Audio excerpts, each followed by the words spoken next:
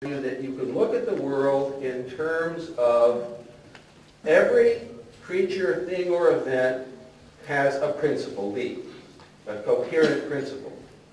But everything also has an alignment of chi. So you are a combination of a principle, or coherent principle, and vital force. That is brought together in you by your mind-heart, your shin. It's both affective and cognitive.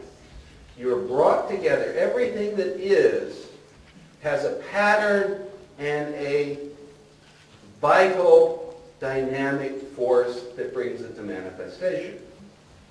So I used what I thought were relatively harmless English phrases: form, dynamics, unification.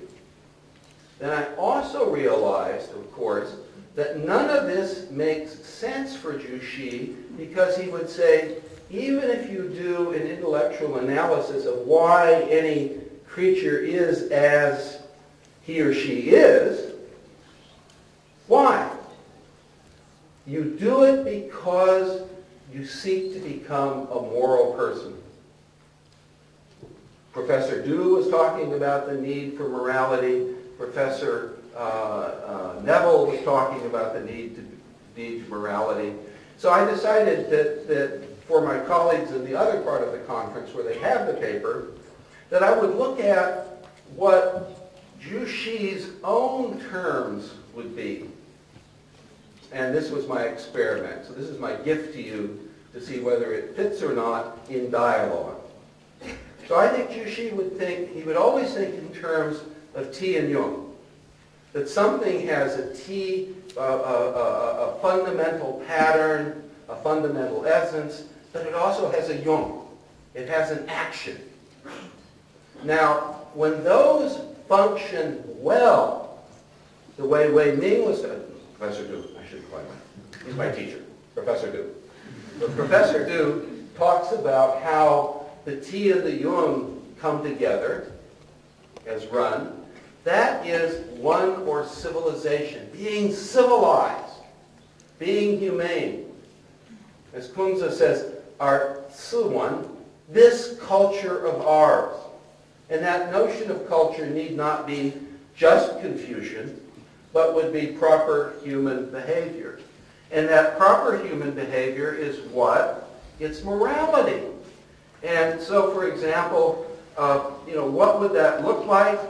I tend to think, I was asked last night, and I'll conclude with this, why do I think that this is interesting? Well, I actually have always happened to thought and think that the 5 Confucian virtues are really good. And if we followed them, we'd be better people. And I'll just run through them very quickly, the way I would do it in English. All right. What do you need to be? You need to be humane. You need to be run.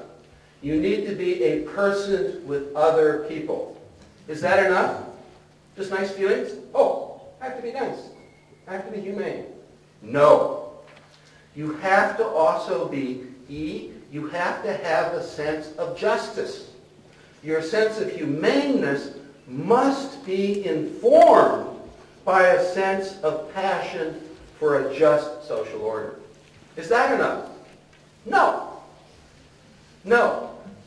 For example, what Professor Neville was talking about, you need to be humane and empathetic.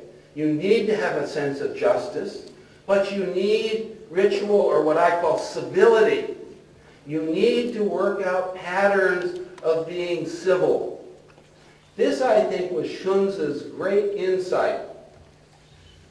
All right, it's wonderful to be a Taoist in a little itty-bitty village with not many people. But when you have 1.3 billion people in China, 7 billion people in the world, we really need to have civility.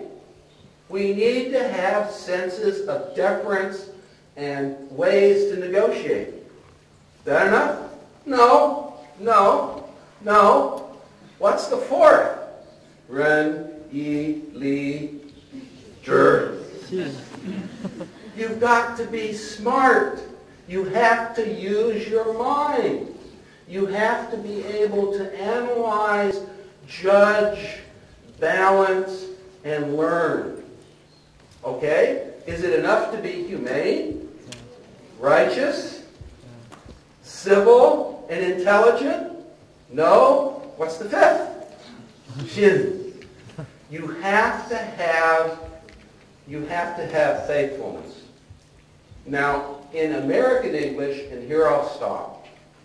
So if you want to see how you can translate that into English, think of the great American civil rights movement. Think of the great Martin Luther King Jr., who's a graduate of Boston University. I'll put a plug into my school. In the African American preaching tradition, there's a very important saying. You not only have to talk the talk, you have to walk the walk. That Shin means that your word is actually your conduct. What is within, what begins with this moral empathy of Run must manifest itself in humane actions that are real and concrete. And I hope in a few years to complete a book called Boston Dao Shred and then have a longer conversation with you to see whether it makes any sense to you as Chinese, as a North American Western contribution to the international and globalization of Confucianism. Thank you very much.